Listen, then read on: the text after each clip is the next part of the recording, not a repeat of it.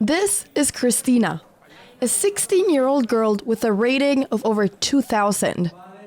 And this is me, who's just about to face her. I was right now playing round 6 of a blitz tournament in Menorca, Spain, when I was about to play against this girl. And I had no idea what was about to happen. I was having a terrible tournament, so I just told myself, Anna, we just gotta play the best chess game we can. We shook hands, and then I started the clock. She played e4, and I replied c5 like I always do. She played knight f3, and I played e6, and we went for the open Sicilian. Now here I developed my knight, then I got out my other knight, and we were kind of blitzing out these moves because both of us knew the theory.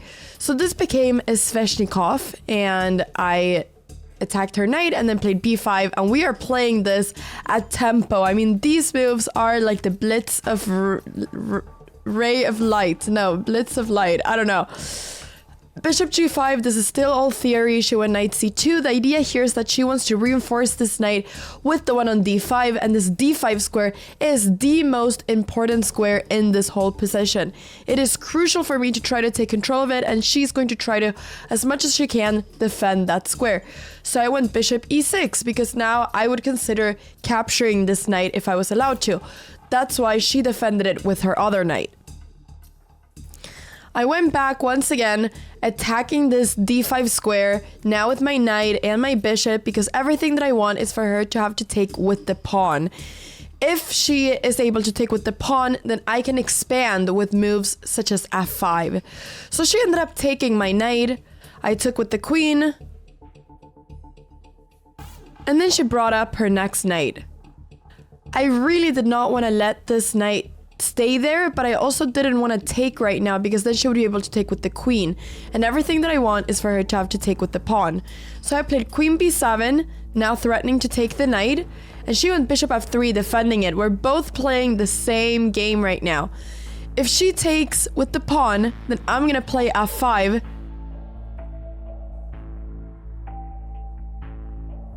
and if she takes the queen like she did, I will trade queens and then play f5.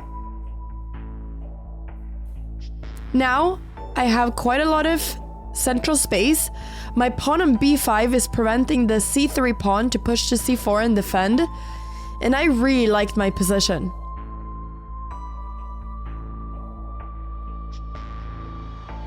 It was now just time to develop the only pieces I hadn't developed, which were the rooks.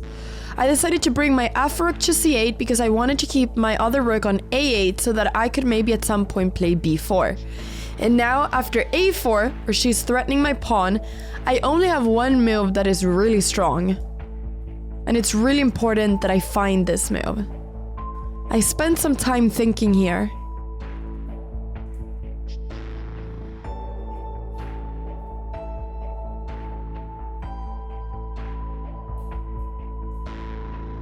And then I found the move, b4. Here I am just sacrificing a pawn, but the idea is that I'm not allowing her rook on a1 to come into play, and after she takes, I can go rook c2. I'm threatening the bishop, I'm threatening the pawn on b2. I have so many different threats at the same time, and my rook is extremely active. A lot of times, rook endgames or positions with such few pieces demand for you to be very active. I could also tell that after I was able to win the b2 pawn, her b4 pawn would become very weak, and I thought that I would end up being a pawn up in this position.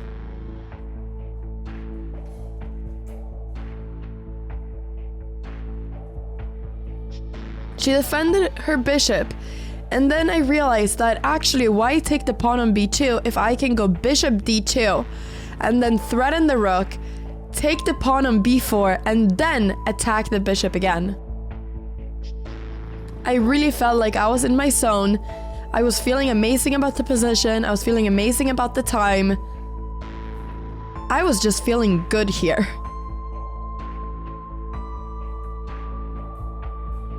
She attacked my bishop slightly. I took on b4. She moved her bishop, and I now had the opportunity of capturing the pawn on b2. And if I did that, I would be just a straight up pawn up. You see now how important it is that I kept my rook on a8 so that I would never lose my a6 pawn. I decided, however, to play bishop c5, which may look a bit strange, but the idea is that I'm threatening to take on f2. She must defend it, or she doesn't, but I'm always going to be able to win the pawn back. So she went rook c1, now wanting to trade rooks, and this was the reason why I wanted to keep my rook on c2 instead of b2, because I wanted to be able to, after she tried to trade rooks, I wanted to be able to play rook c8 if I wanted to. However, right here my a6 pawn is hanging, so I have a few things that I need to consider.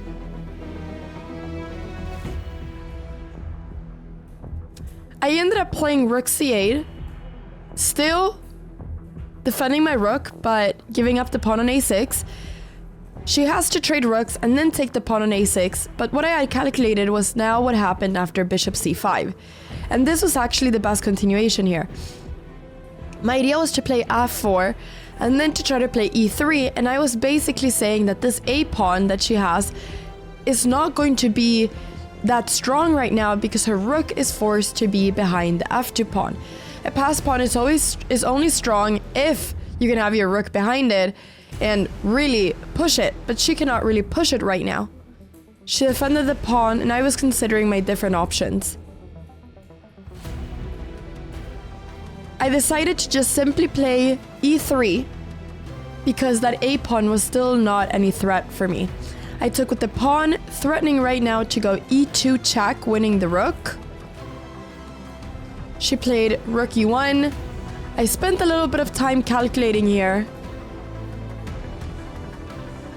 but then I immediately saw that after e2 check, king has to go to h1. I can now threaten the rook by going either bishop f2 or bishop b4. And now, if she takes my pawn, it'll be a checkmate. So she must give up the rook, and therefore she resigned and I won the game. Now she was super friendly and we spoke a bit in Spanish after the game. But what I was really happy about was the fact that I felt like I had played a really good game, and that was right. When I checked this game with an engine, I had actually played at 97% accuracy.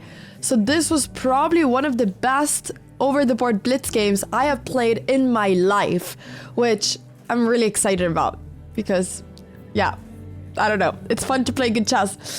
So I hope you enjoyed the game. I hope you enjoyed the video, and my voice is getting better right now. So yeah, I hope it keeps getting better.